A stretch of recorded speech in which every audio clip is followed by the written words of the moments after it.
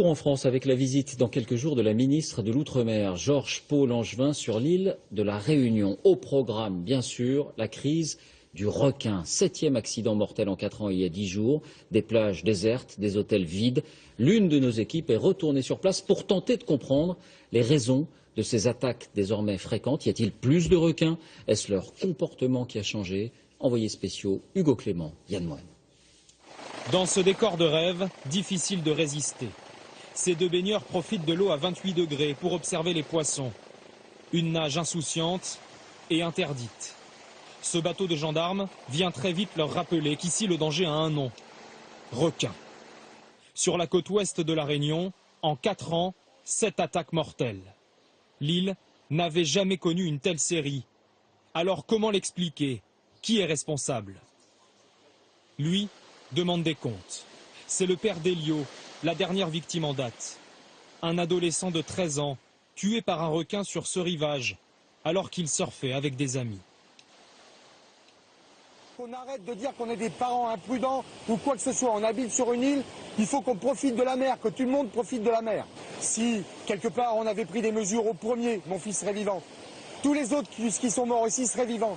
Tous les gens qui ont été mutilés seraient entiers aujourd'hui. Moi, je dis que l'État est fautif. Et sur le port de Saint-Gilles ce jour-là, tout le monde est d'accord avec lui. Les habitants viennent voir ce prédateur.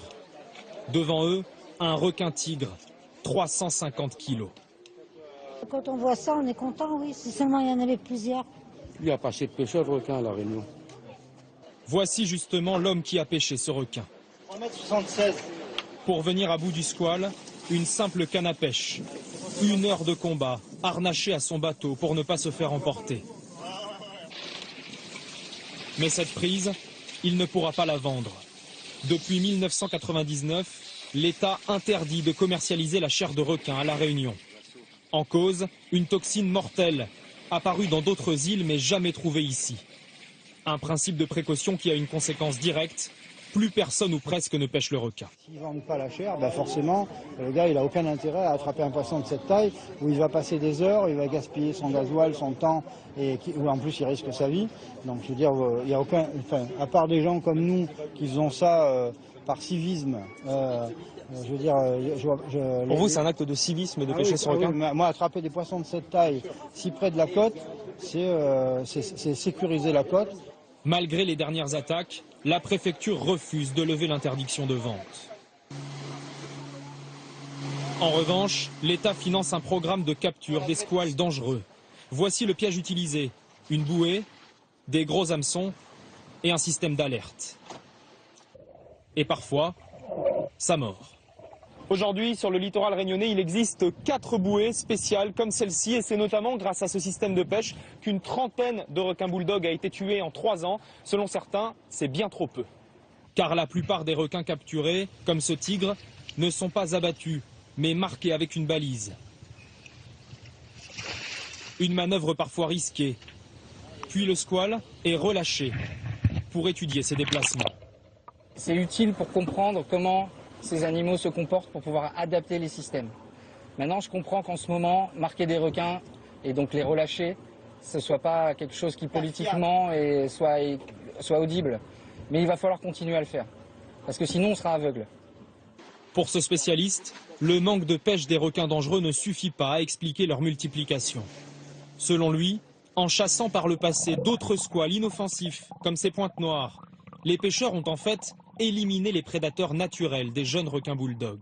Les bébés bulldogs, ils ne pouvaient pas s'installer sur ces zones-là, parce qu'eux, ils sont près des côtes, près des ravines et tout, parce qu'il y avait d'autres requins qui pouvaient exercer une prédation sur eux. Maintenant, comme il n'y a plus ces requins-là, les bulldogs prennent la place en s'installant, les femelles bulldogs reviennent mettre bas là où elles sont nées, donc on a un phénomène d'accélération.